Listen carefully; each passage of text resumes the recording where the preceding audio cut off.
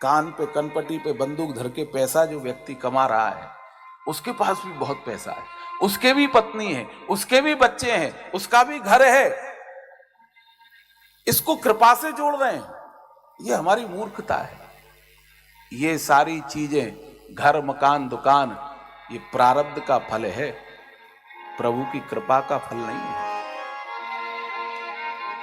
सुत दारा और लक्ष्मी पापी केहू होए। बड़े से बड़े पापी के पास भी धन हो सकता है, पत्नी हो सकती है, बच्चे मकान दुकान हो सकते हैं, तो ये कृपा का स्वरूप नहीं है। कृपा का स्वरूप फिर क्या है?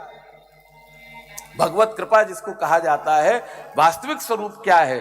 भगवत कृपा का स्वरूप है जब ठाकुर जी अत्यंत किसी से प्रसन्न होते हैं ना, बहुत प्रसन्न हो जाते हैं, तो मालूम है क्या करते हैं?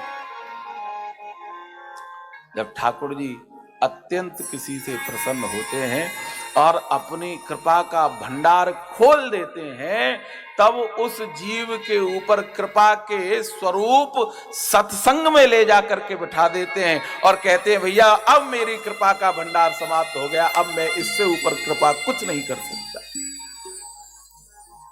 ठाकुर जी ने हमारे ऊपर अपनी कृपा का भंडार खोल दिया है कि हमको यहां ला करके बिठा दिया। यह है कृपा का स्वरूप। ये नहीं मिल सकता पापी को, ये नहीं मिल सकता बड़े से बड़े धनवान को, ये तो उन्हीं को मिलेगा समय जिनके ऊपर ठाकुर जी रीझ जाएंगे, ठाकुर जी की जिनके ऊपर कृपा हो जाएगी, उन्हीं को ला करके सत्संग में बिठाते हैं, कथा में बिठाते हैं।